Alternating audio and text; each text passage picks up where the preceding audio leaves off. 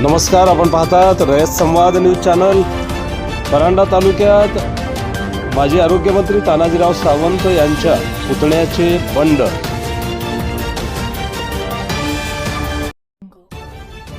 माजी आरोग्यमंत्री डॉक्टर तानाजीराव सावंत यांना मोठा धक्का बसला असून पुतणे धनंजय सावंत यांनी बंडाचा झेंडा फडकावला आहे।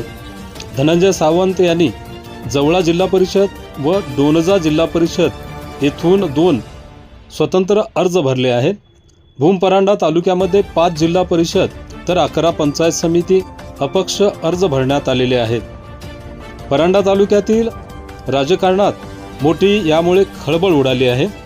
राज्याचे माजी आरोग्यमंत्री आणि शिवसेना शिंदे गटाचे नेते डॉक्टर तानाजीराव सावंत यांचे पुतणे धनंजय सावंत यांनी पक्षाच्या अधिकृत उमेदवारांविरुद्ध बंडखोरीचे निशाण फडकावले आहे। यामुळे सावंत कुटुंबात आणि पर्यायाने महायुतीत उभी फूट पडल्याचे चित्र स्पष्ट झाले आहे। रयत संवादसाठी फारुख शेख, परांडा, धाराशिव।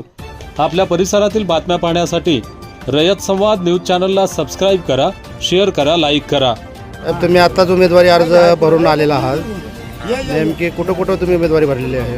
मी या सार्वत्रिक निवडणुकीमध्ये जवळा जिल्हा परिषद आणि डोणजा जिल्हा परिषद या दोन्ही जिल्हा परिषद सर्कलमध्ये माझी उमेदवारी अर्ज दाखल केली। बरं, तुमच्यासोबत तुमचे समर्थकांनी देखील उमेदवारी दाखल केली आम्हाला कळते। किती जणांनी दाखल केली? जवळपास आम्ही 5 जिल्हा परिषद गटामध्ये आणि 11 पंचायत समिती गणामध्ये फॉर्म भरलेले आहेत। परांडा भूमवाशी स्वतंत्र गट म्हणण्यापेक्षा आम्ही अपक्ष आमचे अर्ज दाखल केलेले आहेत। आणि मतदारांपुढे कोणते विजन घेऊन जाणार? जे आजपर्यंत 12-13 वर्ष करत आलो तेच विकासाचं। कारण मला वाटतं मी माझी कामाची कारकीर्द आपण सगळ्यांनी आणि लोकांनी बघितलेली आहे।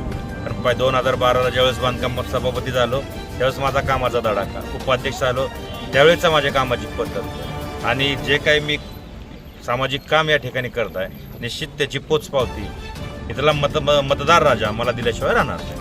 सकाळपर्यंत पॅचअप होईल असं म्हटलं जात होतं, नेमकं सकाळपर्यंत कशा संदर्भातलं पॅचअप? म्हणजे जे शिवसेनेमध्ये एकोबा होईल त्या दृष्टिकोनातून काही बातम्या शिवसेना वेगळ्या आहेत, त्या कुठल्या शिवसेनेचा एकोबा म्हणतात? म्हणजे आमदार तानाजीराव सावंत यांच्यासोबत पॅचअप होईल असं बोललं जातं। त्यांचं माझं पॅचअप राजकीय पॅचअपचा आणि याचा काही विषयच नाहीये ना। तुम्ही स्वतंत्र गट भांडण झाले असं तुम्हाला कोणी सांगितलं? मग तुम्ही स्वतंत्र कसं काय लढताय? स्वतंत्र लढताय म्हणजे काही ध्येय धोरणं पटली नाहीत म्हणून लढतोय। लोकशाहीमध्ये प्रत्येकाला स्वतंत्र लढण्याचा अधिकार आहे। तुम्ही जवळा आणि डोणजा गटातून उमेदवारी अर्ज दाखल केलाय हो, आणि आम्हाला कुठून तुमची उमेदवारी पाहायला मिळाली?